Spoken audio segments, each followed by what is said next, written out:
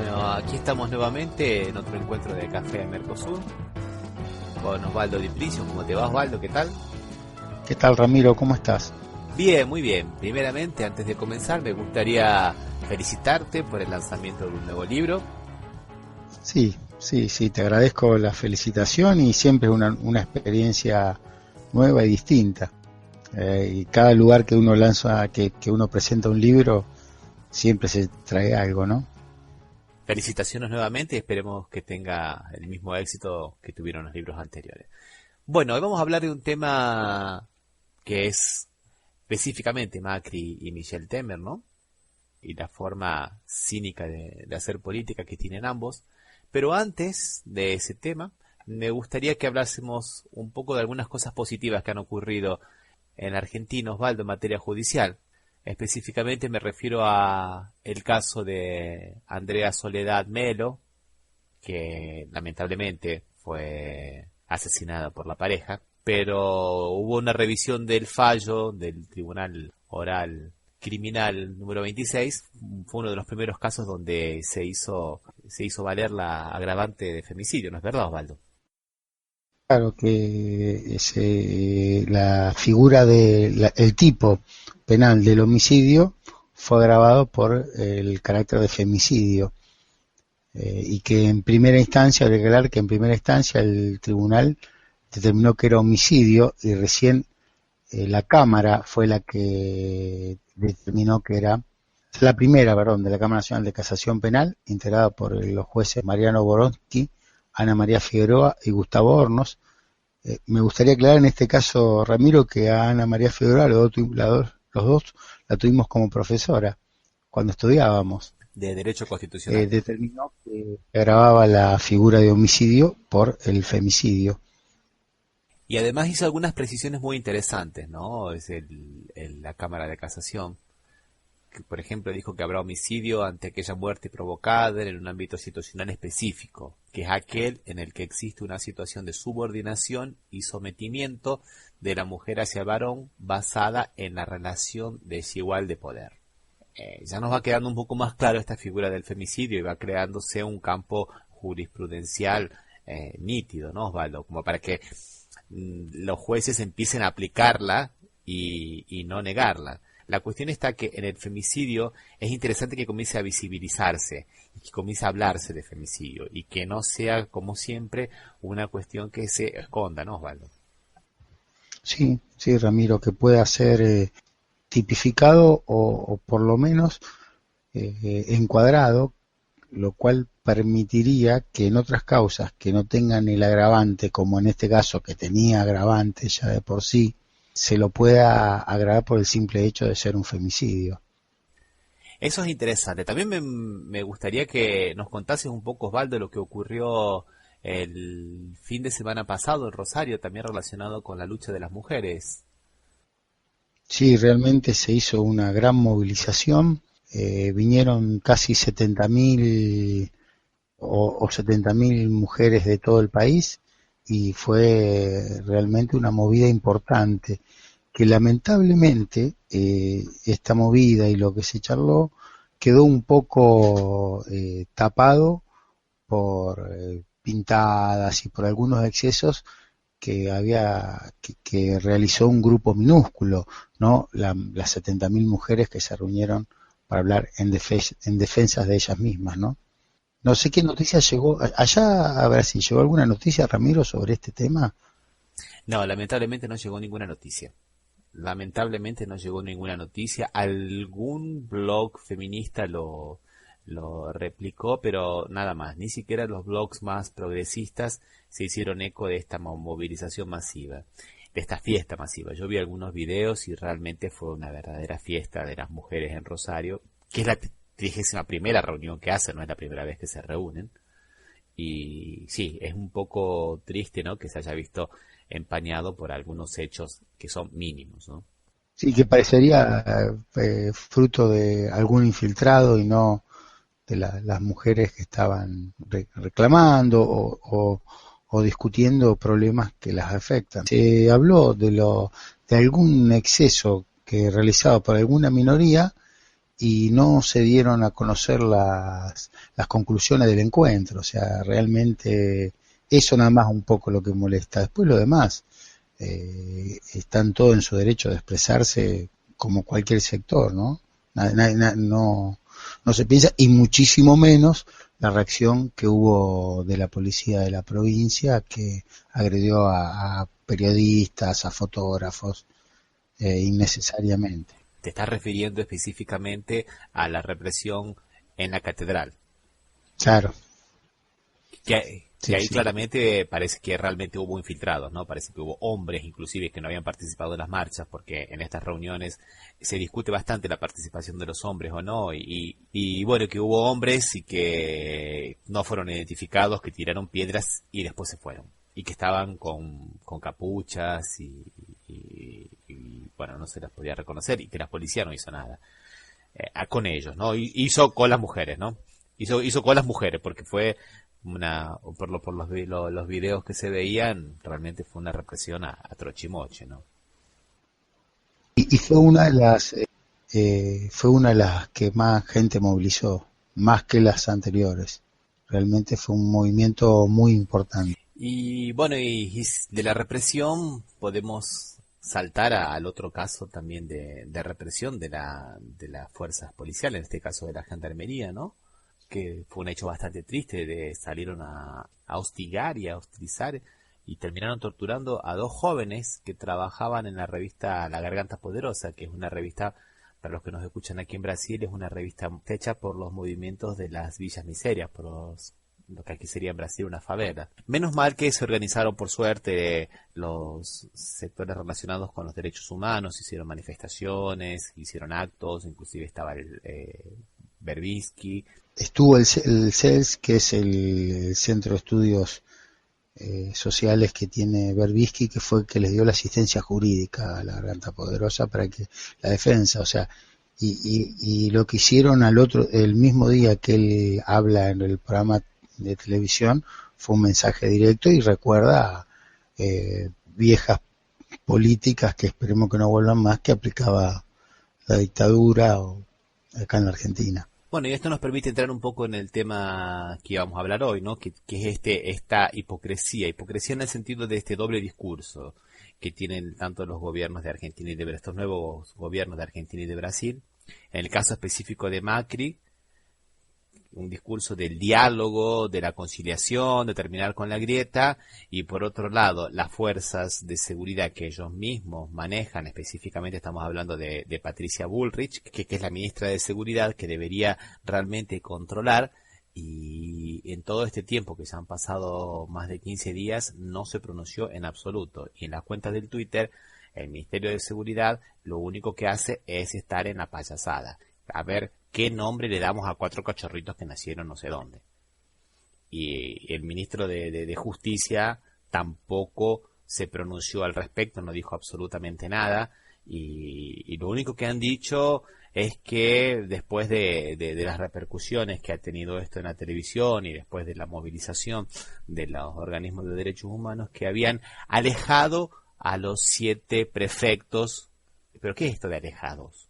No existe esto de alejados. Acá hay un delito. Sí, sí, y nunca se expresaron, y ahí nos recordamos cuando hace unos meses, no sé, hace 2 meses, una cosa así, dos chicos, como una tontera de chicos, hicieron un mensaje, no sé si por WhatsApp o por Twitter, que enviaron, que lo tradujeron con el Google al árabe, diciendo que querían atentar contra la vida del presidente, y de hecho todavía uno de los chicos está detenido por una estupidez así, y estos prefectos, como antes pasó con los gendarmes que le tiraron balas de goma a chicos de 5, 8 y 10 años que eran de una murga en una villa en Buenos Aires, nunca dijo nada, y estos dos salamines, porque no se puede llamar de otra manera, que hicieron un mensaje en Twitter, recibieron la pena como si fueran. Yo escuché los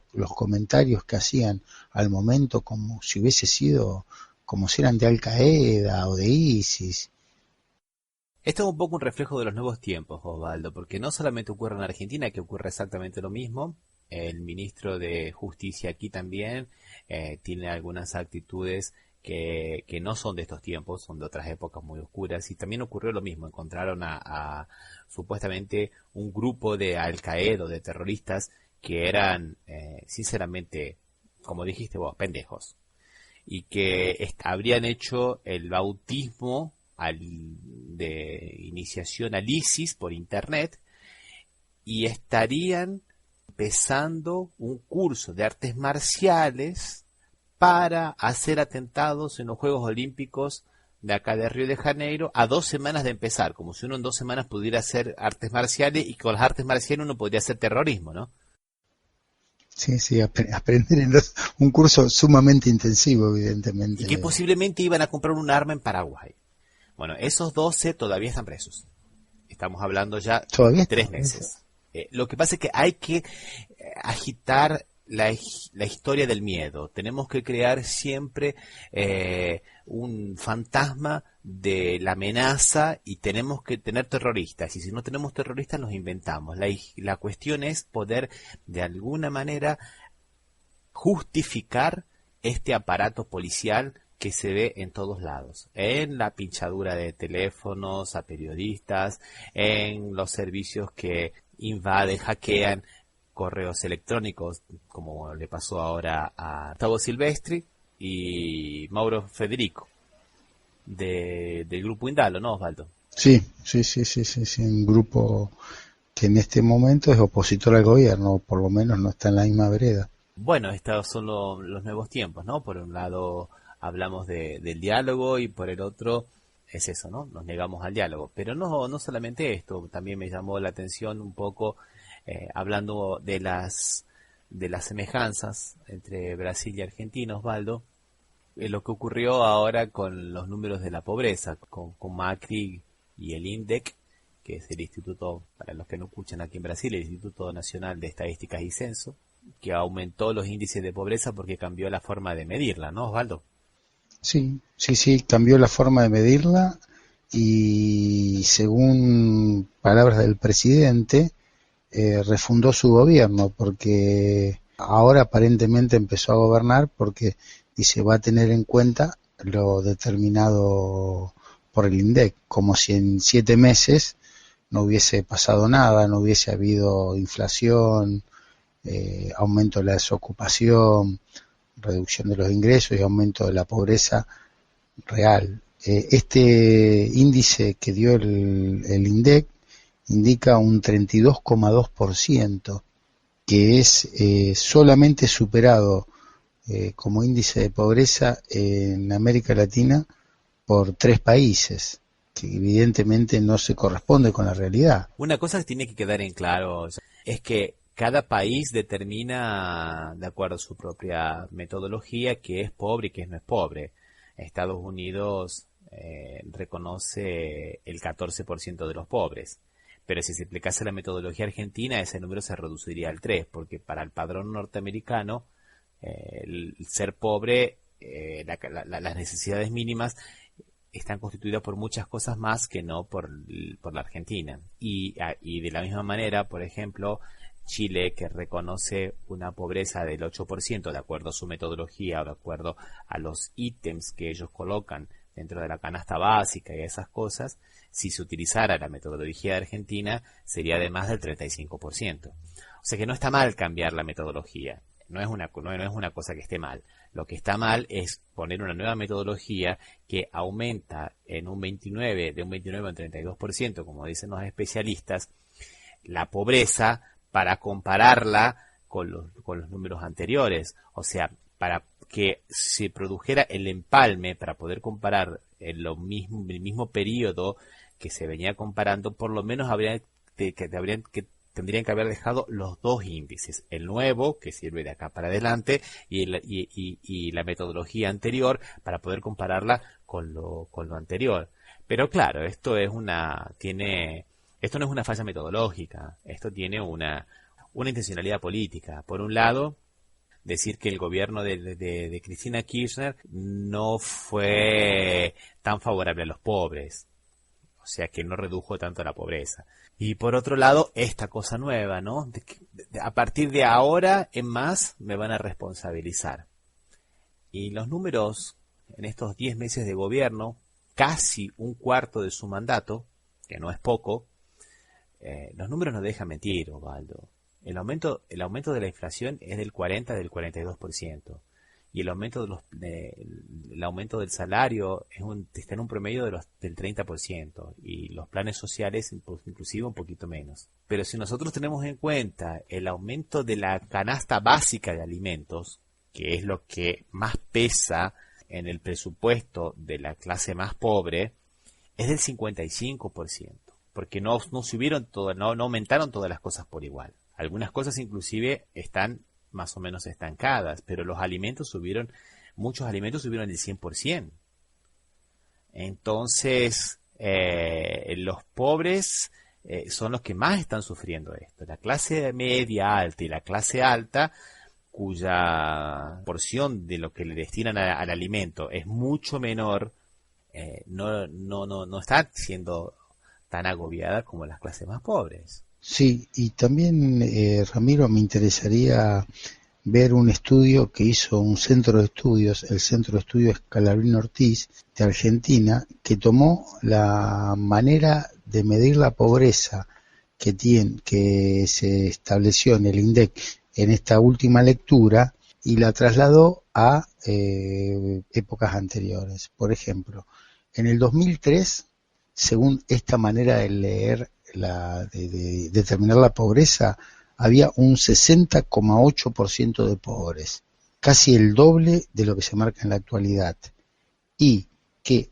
al 2015 había bajado la pobreza al 23,3%, o sea que un 32,2% indicado ahora indica que la pobreza aumentó por lo menos un 5% en 7 u 8 meses. Realmente son cifras que asustan. Y también un aspecto que me interesaría que charlemos un poco es cómo es el concepto de ser pobre, que vos algo explicaste.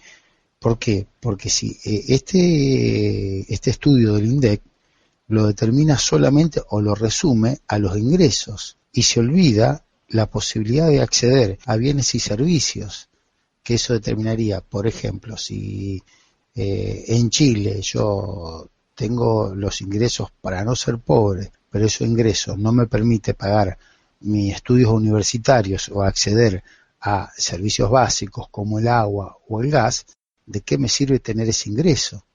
Además, eso también tiene que ver con lo que está ocurriendo en otras áreas también. No solamente podemos pensar en el ingreso de los salarios o de la inflación, también tenemos que pensar en lo que está ocurriendo con la subejecución del presupuesto para las universidades y para la ciencia y tecnología. Porque la educación universal y gratuita, inclusive la universitaria, que pocos países tienen el privilegio de Argentina de tener una universidad universal y de acceso supuestamente para todo el mundo, es la única niveladora social. O sea que si el pobre tampoco puede acceder a la universidad, también es y no es simbólico, es real, también es ¿cómo es? Una forma de ver reducidas sus expectativas, ¿no? Claro, la posibilidad de poder salir de ese estado de pobre, o sea, o de acceder a una mejora, o sea, la universidad como estadio superior, pero indudablemente la posibilidad de acceder a la secundaria, de acceder a la informática cuando se repartían computadoras, que se han dejado de repartir ya. Eso realmente era una posibilidad que no gozan todos los países, lamentablemente, ¿no? Inclusive esta cuestión de Macri, de haber realizado algunos cambios políticos, primeramente comenzando por el desastre económico que significó la devaluación. Digo desastre económico porque se les fue de las manos, fue un desmadre. Ellos pensaron que los precios ya estaban dolarizados y que no iban a aumentar, y los precios aumentaron de manera doble, porque aumentaron en la expectativa de la devaluación y después aumentaron por la devaluación. Por eso es que se llega a precios en una inflación del 40, 42, 46%, depende de los índices que uno tome. Se llega a algunos precios que han aumentado el 80 hasta el 100, hasta el 100, algunos medicamentos hasta el 195%. Los medicamentos en general han aumentado el 90% por este movimiento. Haber hecho esa devaluación 10 meses prácticamente de gobierno y decir que de ahora en adelante me tienen que juzgar. O sea, ¿qué pasó en estos 10 meses? Es lo mismo que ha hecho Michel Temer. Palabras más, palabras menos. Ante cuando le dijeron que la inflación, que el desempleo había saltado de el 8,6% al 11,9%, dijo, bueno, esto es la pesada herencia.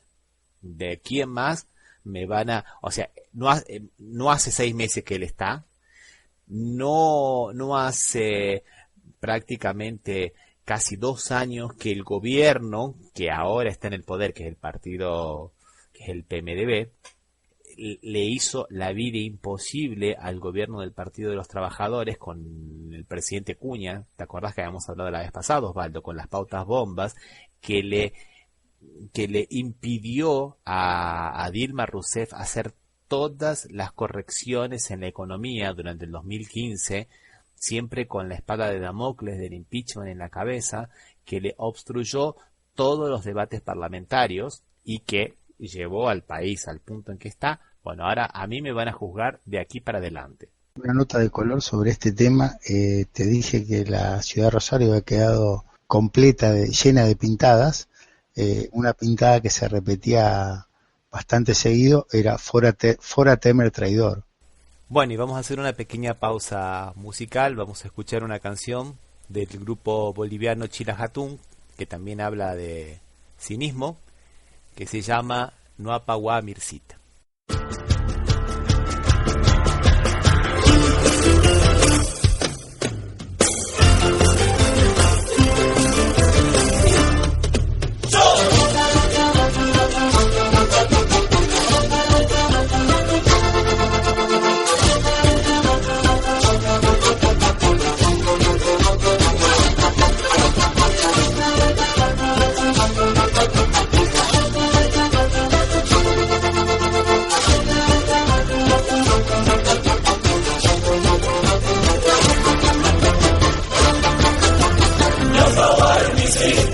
Cinturita, te entregué mi corazón. No lo abandonaste y lo pisoteaste a mi pobre corazón. Yampawar, mi cita, piti, cinturita, te entregué mi corazón. No lo abandonaste y lo pisoteaste a mi pobre corazón. Y me vuelves a buscar. Tu cinismo es natural. Búscate otro que este corazón, busca a quien lo quiera. Y me vuelves a buscar. Tu cinismo es natural. Búscate otro que este corazón, busca a quien lo quiera.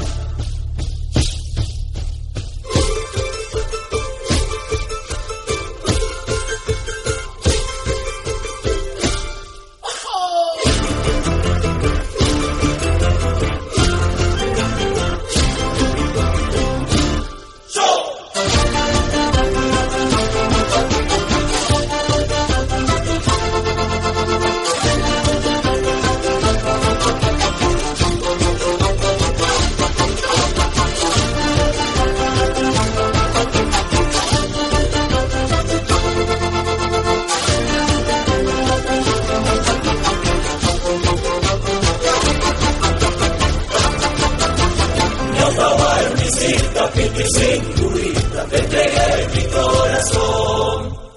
No lo abandonaste y lo pisoteaste a mi pobre corazón.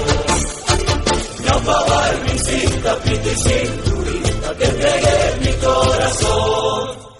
No lo abandonaste y lo pisoteaste a mi pobre corazón. Y me vuelves a buscar. Tu cinismo natural. Búscate otro que este corazón busca a quien lo quiera. Y me vuelves a buscar, tu cinismo es natural. Búscate otro que este corazón busca a quien lo quiera.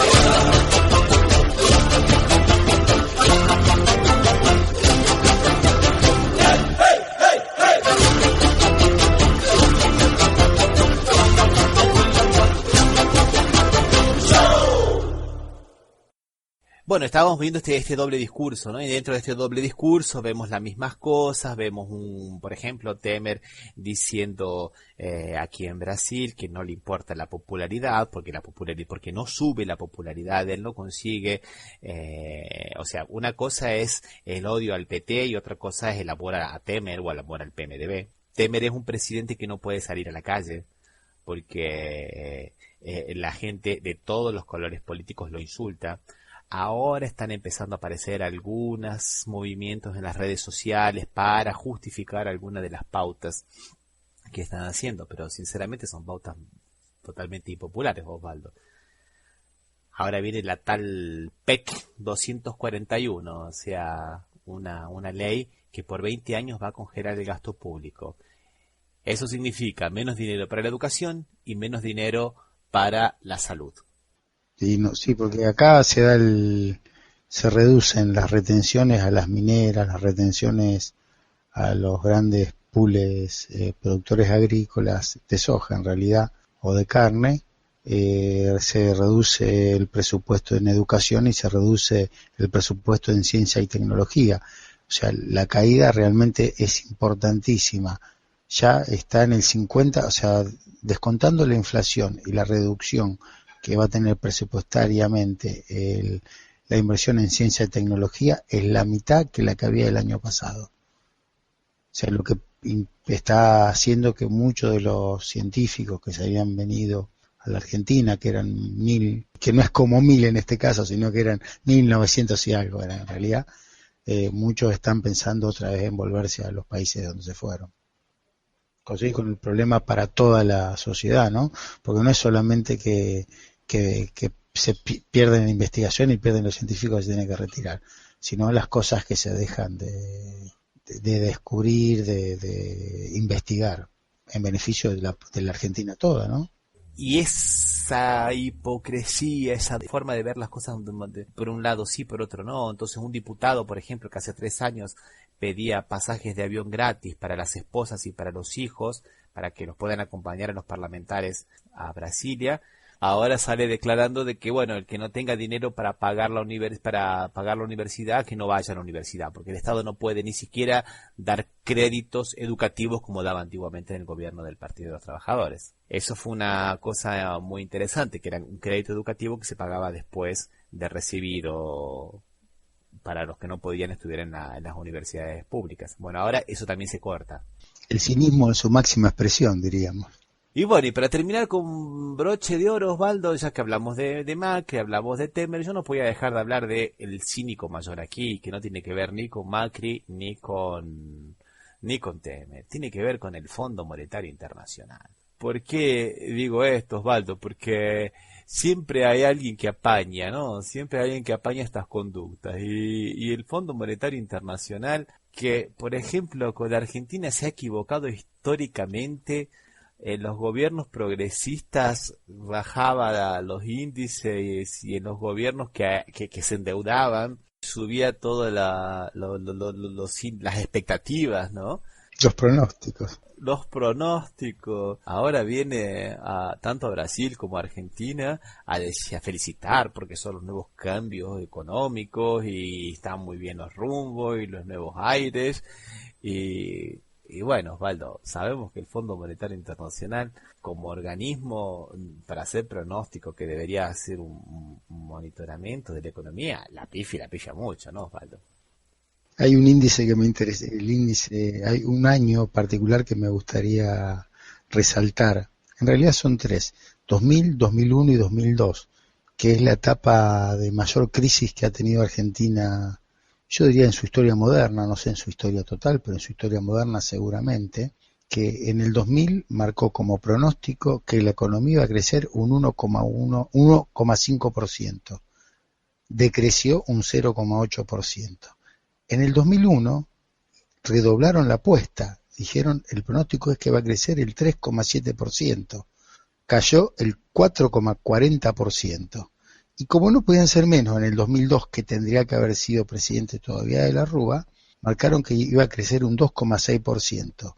Y fue el récord de caída, 10,9%. Bueno, no en vano esos 3 años, ese optimismo del Fondo Monetario Internacional coincide con los 3 años donde más creció la deuda externa argentina, donde estuvo el mega canje y todo lo demás. Y la deuda externa argentina saltó de, creo que de 90.000 millones de dólares a 155.000 millones de dólares. Y ahora, en este momento donde Argentina se está endeudando terriblemente para poder bancar el déficit fiscal, la huida de dólares, el levantamiento del cepo, que está bien que lo hayan levantado, pero por lo menos había que haberlo hecho de alguna forma más gradual y controlada, que Argentina es uno de los países que más se han endeudado de todos los países emergentes del mundo.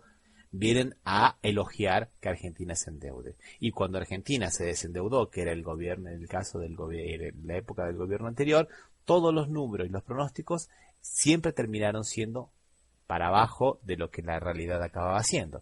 O sea, el Fondo Internacional viene simplemente a hacer su negocio, que es endeudarse. Viven de prestar dinero, como buenos banqueros que son. O sea, es el cinismo absoluto. Vienen a hacer su negocio, como vos decís. Bueno, Osvaldo, creo que podemos ir dejando por aquí entonces. ¿Qué te parece? Sí, ya creo que hoy nos extendimos en demasía sobre estos temas. Bueno, nos vemos en el próximo encuentro, Osvaldo. Un abrazo entonces. Un abrazo para vos.